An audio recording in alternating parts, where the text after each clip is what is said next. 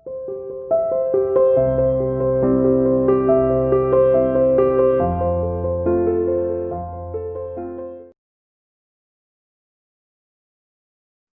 बार फिर आप सभी का स्वागत। आशा करता हूं कि आप सब ठीक होंगे, स्वस्थ होंगे। आज मैं आपको बताना चाहता हूं कि हमने जो पहली बुक है कंटेम्प्रेरी वर्ल्ड पॉलिटिक्स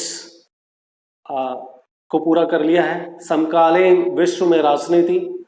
उसने हम उस बुक के अंदर हमने जाना कि विश्व के जो देश हैं उनके बीच, और इनफैक्ट जो फर्स्ट वर्ल्ड वॉर से लेकर अभी तक की राजनीति, कौन से देश विश्व के अंदर प्रमुख देश रहे जिनका वर्चस्व पूरे विश्व में है, उनके बारे में, और साथ साथ में अपने देश के रिलेशंस विश्व के अन्य देशों के साथ, इसके बारे में हमने बात की। आज हमने ली है इंडिया सिंस इंडिपेंडेंस। ये आपकी इंग्लिश माध्यम में है, और इसी के साथ में स्वतंत्र भारत की राजनीति।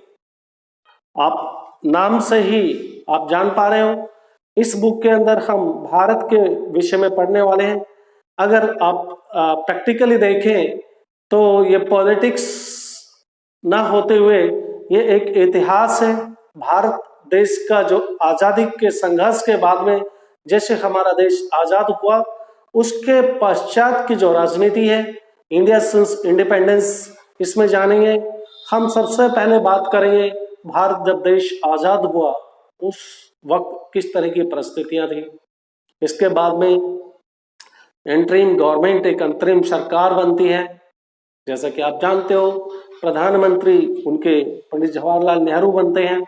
और उसके बाद में जिस तरह की परिस्थितियां देश ने फेस की, जो आज़ादी का एक विभाजन, जो दो देशों का विभाजन, अपने देश को आज़ादी के साथ में, हम आज़ादी के साथ में एक पाकिस्तान देश बना और एक भारत देश। तो इसकी अपनी कुछ समस्याएं थी, उसके बारे में भी हम चर्चा करने वाले हैं। साथ ही इस बुक के अंदर हम जानेंगे जो शुरू का पीरियड रहा उसको कांग्रेस इरा क्यों कहते हैं। क्या कांग्रेस का जैसे वर्ल्ड के अंदर जो वर्चस्व था, हैस्मनी यूनाइटेड स्टेट ऑफ अमेरिका का वर्चस्व था, तो क्या हमारे देश में जो शुरू के काल था, भारत देश के आज़ाद होने के बाद में कांग्रेस का वर्चस्व पूरे देश की राजनीति के अंदर था। इस बारे में भी हम चर्चा करेंगे। लेकिन आज का जो चैप्टर है, वो चैप्टर का हम एक जो टॉपिक आज आपसे बात करने वाले हैं, ये टॉपिक होगा बेटा राष्ट्र निर्माण की चुनौतियां, जो कि इस लेसन का भी नाम है। और उसमें हम बात करेंगे राष्ट्र निर्माण के जो नेशन चैलेंजेस क्या थे नेशन बिल्डिंग के लिए, हमारे देश को एक नेशन बनाने के लिए कौन कौन सी समस्याएं थी, उसके बारे में डेफिनेटली आज हम बात करने वाले हैं। तो आपको पहले मैं कुछ हकीकत और कुछ अफसानों से वाकिफ कराना चाहूंगा। असलियत में बेटा अगर देखा जाए तो हम जिस देश, अपने देश की आज़ादी की बात करते हैं, तो हम इस आज़ादी को महसूस हम कर ही नहीं पा रहे हैं। क्योंकि जो ब्रिटिश पीरियड में जो समस्याएं थी, जो अत्याचार हमारे देश की जनता ने उस पीरियड में सहन किया, शायद यही कारण है वो आज हमारे सामने वो समस्याएं नहीं है और हम आज़ाद हैं, डेमोक्रेटिक कंट्री में रह रहे हैं। उस पीड़ा को, उस वेदना को समझने के लिए मैं सिर्फ एक एग्जाम्पल दे सकता हूं आपको कि किसी भी हार जीत में जो जीतता है वो उस जीत का अनुभव उतना नहीं कर पाता जो हारने वाला उस जीत को अनुभव करता है। कि जीत का आनंद क्या है वो हारने वाला उसका एक्सपीरियंस कर पाता है, उसको पता है।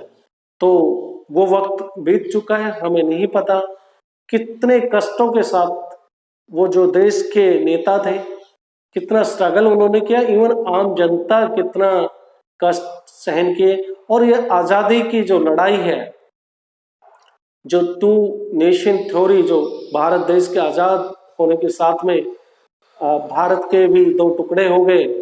इसमें कितने लोगों ने जान गंवाई, कितनी औरतों की इज्जत चली गई इस पीरियड के अंदर, और इवन पेरेंट्स हाथों से उनका मार देना ये अपने आप में बहुत इसके लिए कलेजे की आवश्यकता होती है। और इतनी हिम्मत उन्होंने दिखाई, क्योंकि जो आज़ादी मिली जिस पीरियड में, जिस तरह हिंदू और मुस्लिम के बीच में जिस तरह के झगड़े थे, जो कॉन्फ्लिक्ट चल रहे थे, उसमें किसी ने ये नहीं देखा कि कल तक ये हमारे पड़ोसी थे और आज क्योंकि वो मतलब वो कम्युनिटी पाकिस्तान में जो हिस्सा चला गया वहां पर हिंदू के साथ वो बुरा बर्ताव हुआ, और सिमिलर सिचुएशन भारत में भी थी। अपने आप में काफी कष्टदायक समय था वो। चलो बहुत ज्यादा हम उसके बारे में डिस्कस नहीं करेंगे। आप इस बुक को एक कहानी के रूप में, आप एक सिनेमा समझिए, स्वतंत्र भारत। आप सोचिए मेरे साथ में चलते चलते कैसे देश ने स्वतंत्रता हासिल की, कौन कौन से स्ट्रगल थे, नेताओं ने क्या क्या सपने देखे थे स्वतंत्र भारत के लिए, और जब देश हमारा आजाद हुआ तो कौन कौन सी समस्याएं थी, and how this problems were resolved by the then leaders. उस समय में जो नेता थे वो किस तरह से अपने आज के नेताओं से अगर मुकाबला करें तो किस तरह से उनसे डिफरेंट थे, आप मेरे साथ जान पाओगे। आप इसमें ये भी जानेंगे ये जो देश की जो दो टुकड़े हुए इसके लिए कौन जिम्मेवार था, ये आप खुद अंदाजा लगाएंगे।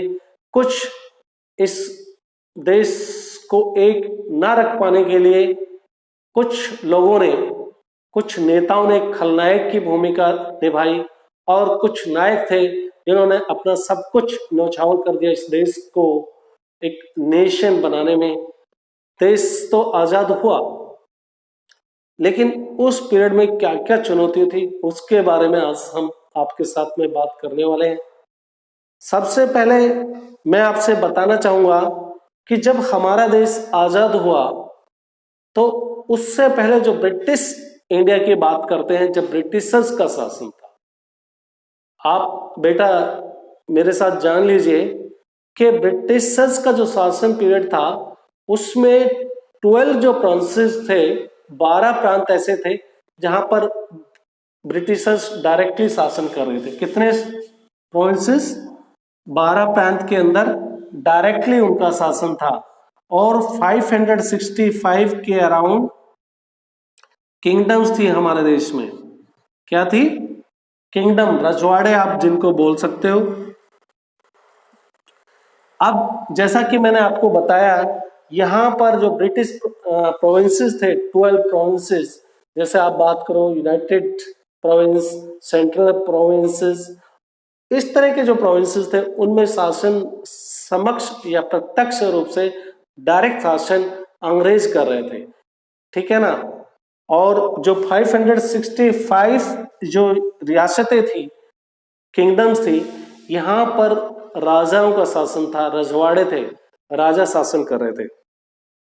तो अगर रजवाड़े की आप बात करें, जैसे हमने कहा कि प्रोविंसेस के अंदर ब्रिटिशर्स का शासन था, तो रजवाड़े के अंदर जो शासन व्यवस्था थी वो राजाओं का शासन था। राजा वहां पर शासन करते थे, तो डेमोक्रेसी नाम की तो कोई चीज हो ही नहीं सकती, आप ऐसी पॉसिबिलिटी नहीं है।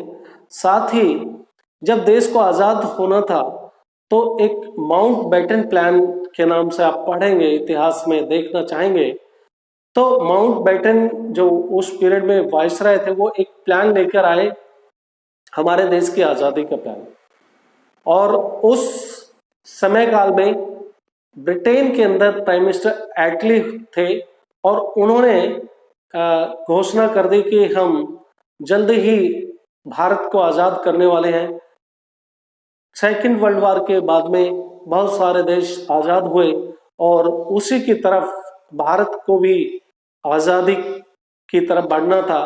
और प्राइम मिनिस्टर एटली के इस अनाउंसमेंट के साथ में भारत देश काफी स्ट्रगल संघर्ष कर रहा था देश की आजादी के लिए, लेकिन जैसे ही ये अनाउंसमेंट हुई उस पीरियड में हमारा कॉन्स्टिट्यूशन भी तैयार नहीं था किसी एक आजाद देश के लिए।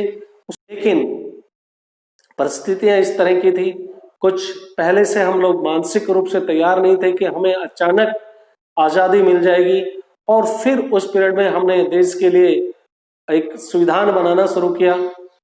तो आप कह सकते हो मानसिक रूप से तैयार नहीं थे। और जो माउंटबेटन प्लान का आना, टू नेशन थ्योरी, कि जैसे ही भारत देश आजाद होगा तो उसके दो हिस्से हो जाएंगे, और इसके अंदर मोहम्मद अली जिन्ना जो मुस्लिम लीग पार्टी थे उनके जो लीडर थे उनका भी काफी बड़ा रोल है, जो देश को दो हिस्सों में बांट जाना। क्योंकि ये कहीं इस बुक का तो कहीं रेफरेंस नहीं है, इसमें कहीं चर्चा नहीं है, लेकिन मैं आपको बता देता हूं इसी पीरियड में देश के अंदर, एक देश में तो दो प्रधानमंत्री हो नहीं सकते, और पंडित जवाहरलाल नेहरू भी आजाद देश के प्रधानमंत्री बनना चाहते थे।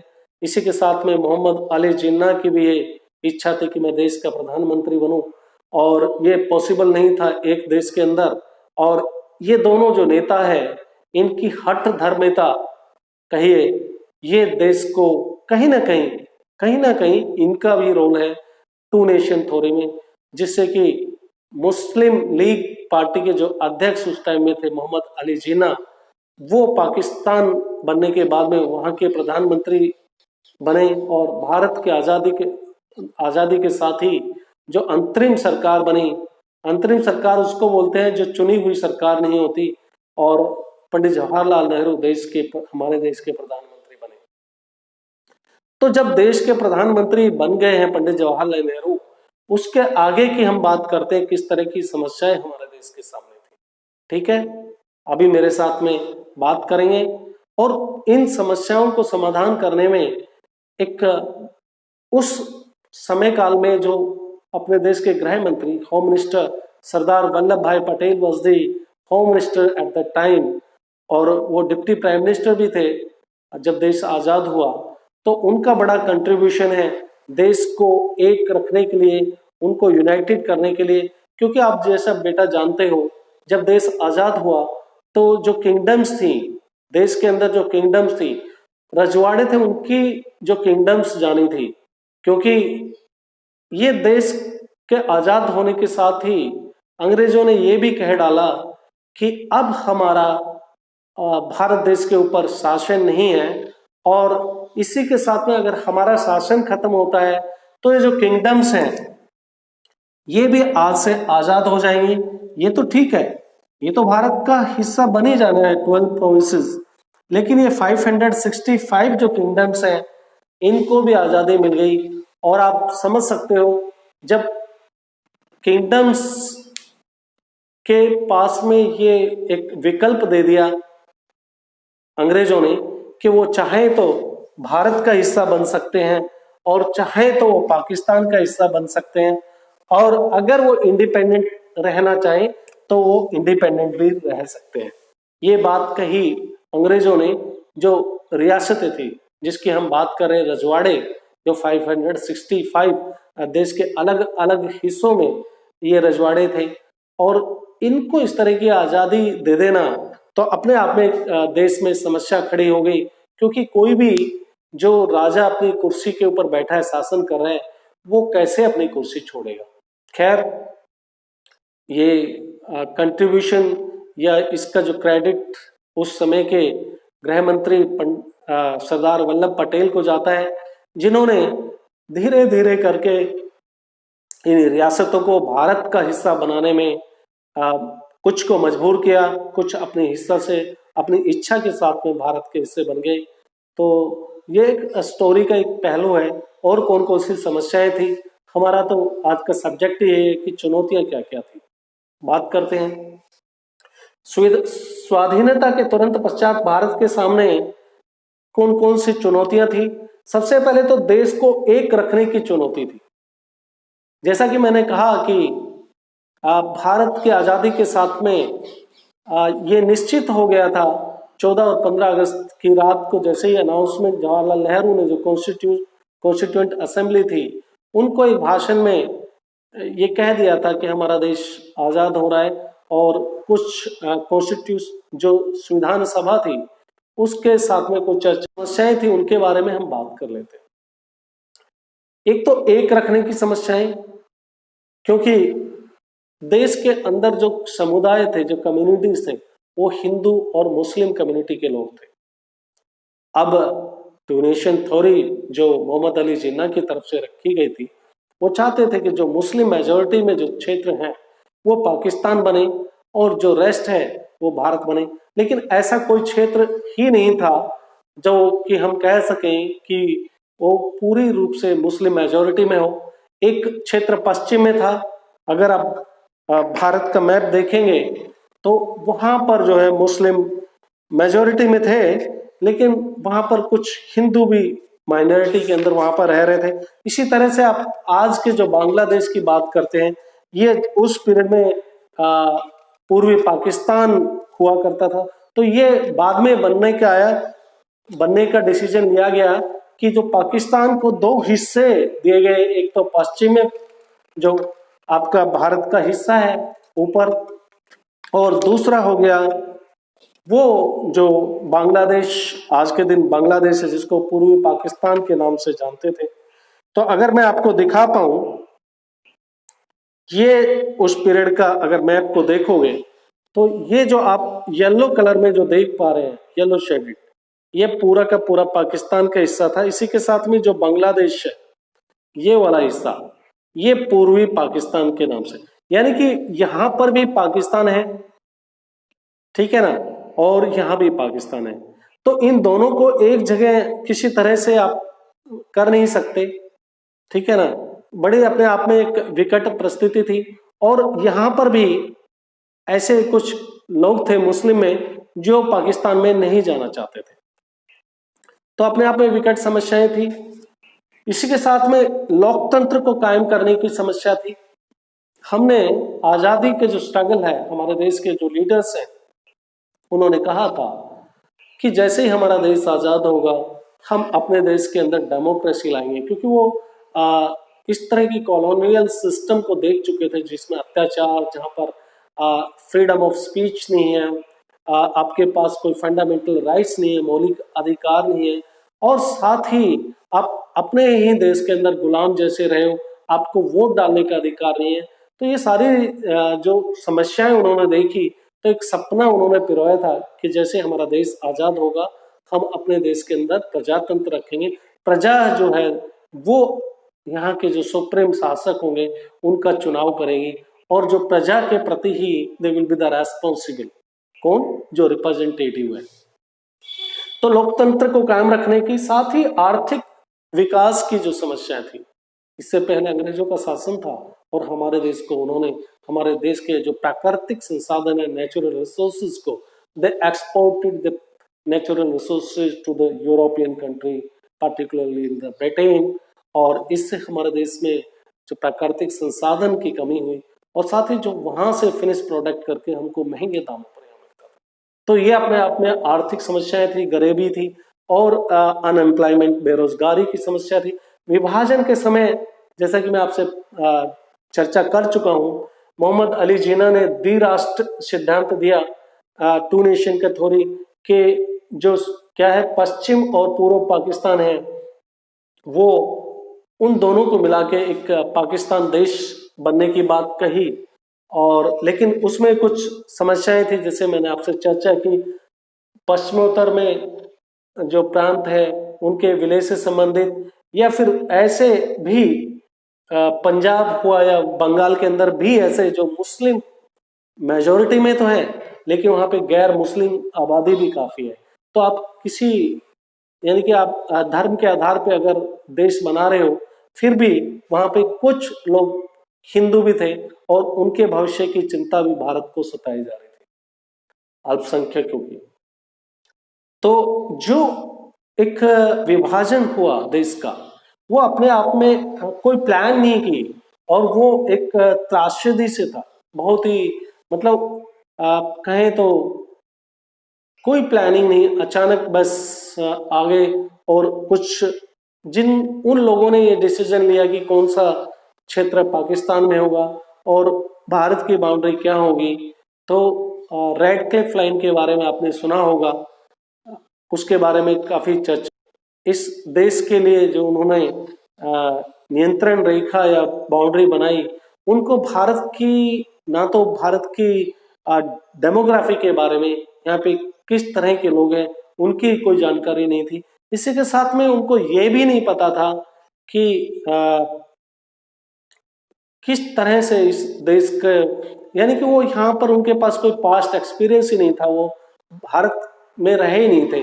तो ऐसे ब्रिटिशर्स को यहाँ पर डिवाइड करने के लिए भेजा गया, बाउंड्रीज के लिए, जिनको पहले से कोई पूर्ण ज्ञान नहीं था। तो अपने आप में ये एक अनप्लान्ड थ्योरी थी और बांट दिया, धर्म के आधार पर कर दिया। और ये अपने आप में जो आपस में जो पड़ोसी थे कल तक, आज वो एक दूसरे के दुश्मन हो गए और इस तरह की समस्याएं आई। किसी को जो अपने ही देश में पराये हो गए और उनको मजबूरन जबरदस्ती गाड़ियों में धक्का मार के देश से निकाला गया। ये ऐसी ही समस्या पाकिस्तान से हिंदुओं को निकालने के टाइम में हुई और उनकी बहन बेटियों के साथ में बलात्कार जैसी घटनाएं हुई और बहुत हिंदुओं का कत्ल किया गया। कहते हैं कि 10 लाख के लगभग जो उस पीरियड में हत्याएं हुई, कत्ल हुए, और वो जो घाव है वो शायद अगर कोई आज के दिन जिंदा है उनमें से कभी भूल नहीं पाएंगे। तो ये अपने आप में इस तरह की विकट परिस्थितियां थी। साथ में जो औरतों के साथ में जो व्यवहार हुआ उसके बारे में चर्चा कर ली। शरणार्थियों का भी बुरा हाल था हमारे देश में, या फिर पाकिस्तान में जो हिंदू हैं वो एक शरणार्थी जैसे, रिफ्यूजी जैसा जीवन जी रहे थे। उनको बॉर्डर के आसपास के क्षेत्र में टेंट के अंदर रहना, 2 टाइम की 2 जून की रोटी तक नहीं मिलती थी। अगर आपने इसके ऊपर कोई पिक्चर सिनेमा देखा होगा तो आप बेहतर जानते हो, बड़ा कष्ट का पीरियड था वो। ब्रिटिश इंडिया 2 हिस्सों में डिवाइड था जिसके बारे में मैंने बात की। एक तो वो प्रांत थे जो मैंने बात की कि प्रोविंसेस के अंदर जो 12 प्रोविंसेस, और दूसरी तरफ 565 मैंने बात की किंगडम्स थी उनके बारे में, जहां पर राजाओं का शासन था और राजा अपने आंतरिक मामलों में इंटरनल ऑटोनॉमी उनके पास थी, लेकिन जो दूसरे देशों के साथ में संबंध बनाने जैसा कुछ करना है तो वो देश के ब्रिटिश शासन से स्वीकृति लेने के बाद कर पाते थे। मैं बात करता हूँ ब्रिटिश पीरियड में। लेकिन जैसे ही देश को आज़ादी दी, उनको भी आज़ाद कर दिया और आज़ादी के फिर ये आप में उनको यूनिफाइड करना, हमारे देश में मिलाना एक समस्या बन गई। उस समस्या को किस तरह से उस पीरियड में, जिसको अब आयरन मैन, लौह पुरुष के नाम से जानते हैं, आइए बात करेंगे, देखते हैं आगे कि किस तरह से उन्होंने कोशिश की, कहाँ तक वो सफल हुए। कुछ थे जो हैदराबाद की बात करें या फिर जूनागढ़ की बात करें ऐसे, या फिर मणिपुर की, जहाँ पर जिसका विलय करने में हमको कुछ कठिनाइयों का सामना करना पड़ा। हमने अलग अलग तरीके, अलग अलग किंगडम्स के साथ अपनाए, जो प्यार से हमारे साथ में मिलने को एग्री हो गए वो एक तरफ, कुछ को डंडा दिखा के देश में मिलाया गया, कुछ को एक इंटरनल ऑटोनॉमी बना दे दी कि भाई आप हमारे देश के हिस्से हो, विलय हो गए हो, लेकिन आप एक मोनार्क जैसे ऐसे शासन यहाँ पे करोगे, लेकिन आप दूसरे देशों के जो संबंध है वो भारत ही देखेगा, आपके पास सेना नहीं होगी। वो सेना के अगर आपके पास कोई भारी आक्रमण है तो सुरक्षा के लिए आप भारत के ऊपर निर्भर होंगे। इस तरह की कुछ प्लानिंग के साथ में हम आगे बढ़ते हैं, चर्चा करेंगे। बेटा, हम पहले भी बात कर चुके हैं कि स्वतंत्रता के तुरंत बाद जो सबसे बड़ी समस्या जो उभर के आई वो था रजवाड़ों के विलय से संबंधित।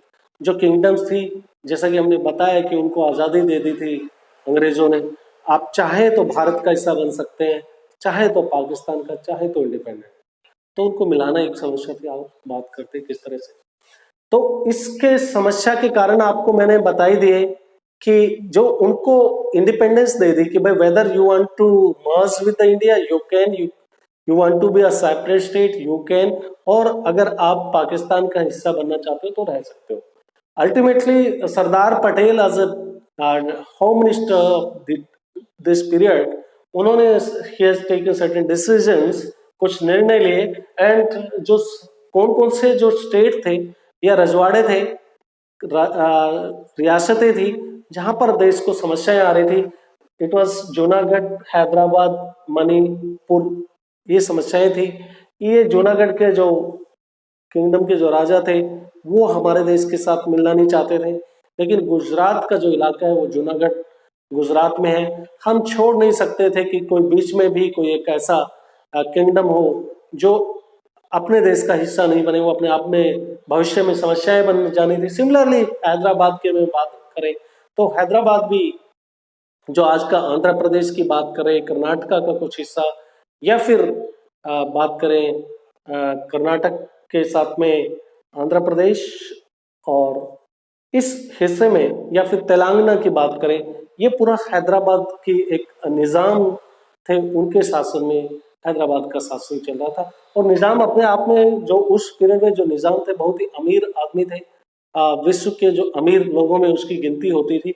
और वहाँ के जो शासन में जो जनता थी मोस्टली हिंदू जनता थी, और उनके ऊपर जो शासन करने का जो हैदराबाद के निज़ाम का जो तरीका था वो अपने आप में अत्याचारी था। बात करते हैं किस तरह से हैदराबाद को भारत में विलय किया गया। तो निजाम के शासन से जनता दुखी थी, ये मैं बता ही चुका हूँ। जनता उनके अगेंस्ट में आंदोलन, हम बात करें कि हैदराबाद को कैसे हमने विलय किया, अपने देश के साथ में कैसे उसको मिलाया, तो जनता वहाँ की काफी दुखी थी हैदराबाद के निजाम से। अल्टीमेटली क्या हुआ, जनता ने आंदोलन किया, वहाँ के हैदराबाद के निजाम के अत्याचारों से आज़ादी पाना चाहते थे। और इस आंदोलन का कंट्रोल करने के लिए जो राजा के पास, हैदराबाद के निजाम के पास जो सैनिक बल थे उनको भेजा गया। उनको रजाकार के नाम से जानते थे, वो अपने आप में बहुत माहिर थे इज्जत के साथ खेलने में, औरतों के बड़े अत्याचारी थे। तो अल्टीमेटली जो भारत को अपनी सेना को भेजना पड़ा इंटरनल डिस्टर्बेंसेस को देखकर, ठीक है ना। उस पीरियड में भारत के साथ मिला नहीं था, एक साल के लिए भारत ने उनको ये दे दिया था कि भाई ठीक है आप एक साल सोच लीजिए, उसके बाद में हम देखेंगे आपको क्या करना है। तो उसी पीरियड में इस तरह की समस्याएं आई।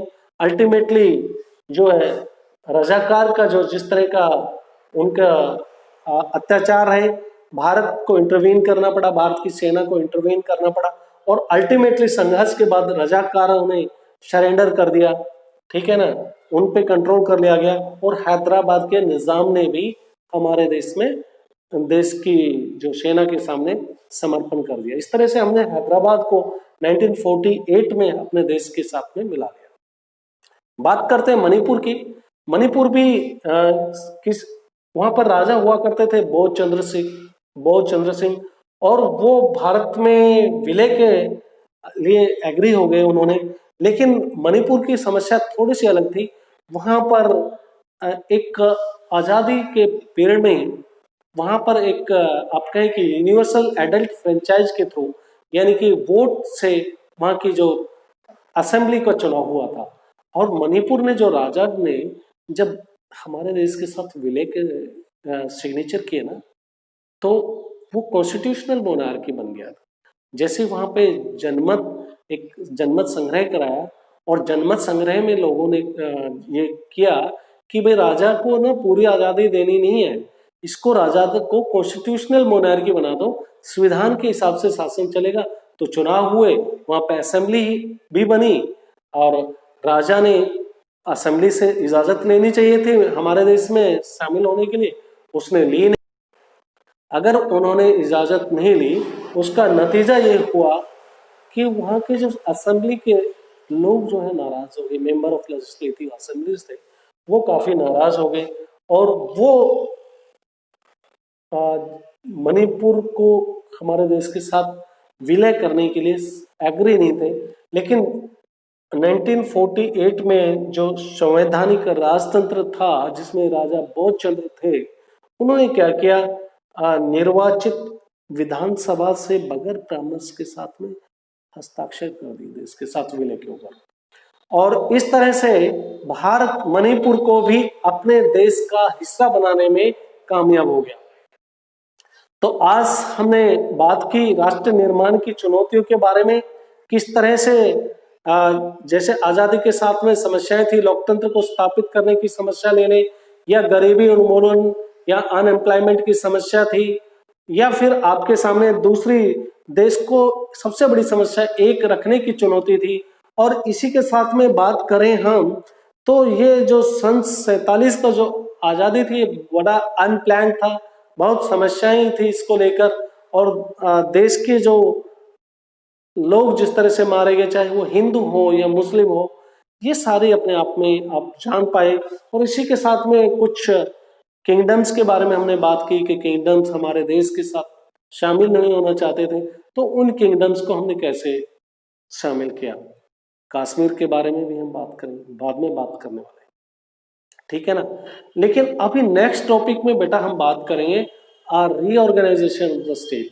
हमने इन किंगडम्स को मिला तो लिया, ठीक है ना, अपने देश के अंदर बहुत सारे रजवाड़ों को मिला दिया, लेकिन ये जो ब्रिटिश प्रोविंसेस थी, 12 ब्रिटिश प्रोविंसेस, ये कोई किसी भाषा के आधार पे प्रोविंसेस नहीं बनी हुई थी।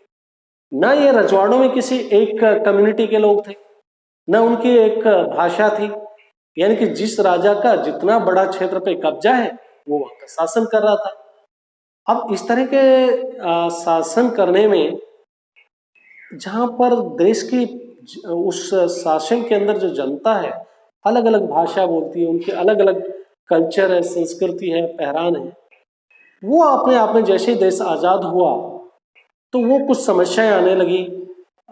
उन समस्याओं को लेकर देश के अंदर कैसे हमने एक रीऑर्गेनाइजेशन बिल लेके आए, और कैसे भाषा के आधार पर, जिसके लिए हम पहले एग्री नहीं थे, हम नहीं चाहते थे कि देश के अंदर जो राज्यों का, प्रांतों का निर्माण भाषा के आधार पर किया जाए। लेकिन एक ऐसा पीरियड आया जब ये बात को, हकीकत को स्वीकार किया देश के नेताओं ने, कुछ आंदोलन भी हुए, उसके बारे में भी चर्चा करेंगे। और आखिर भाषा के आधार पर 14 स्टेट और 6 यूनियन टेरिटरी भाषा के आधार पर उनका निर्माण हुआ।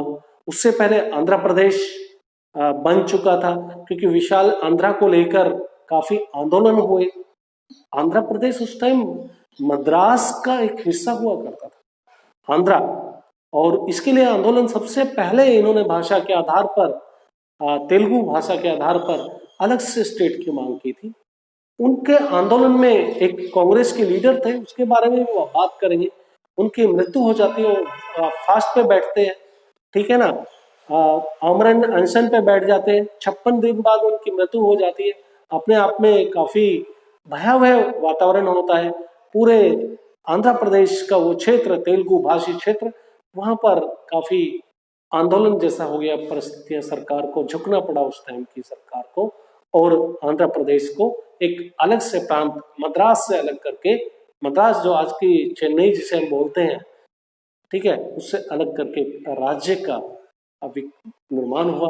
और इसी के साथ में जैसे आंध्र प्रदेश को हमने राज्य बना दिया, और मांगे बढ़ने लगी, हमें भी अलग भाषा के आधार पर, और जिसके लिए हम आजादी से पहले तैयार नहीं थे। हमको डर था कि कहीं ऐसा ना हो हम आजादी मतलब भाषा के आधार पर देश को अलग अलग प्रांत में बांट दें, और ये फिर अपने आप में एक दोबारा से देश का विभाजन ना हो जाए। जैसा कि ब्रिटिशर्स का कहना था कि आजाद भारत देश एक नहीं रह पाएगा, कहीं हकीकत ना हो जाए। तो बहुत सारी हकीकत, बहुत अफसाने को लेकर हम नए टॉपिक में फिर दोबारा मुलाकात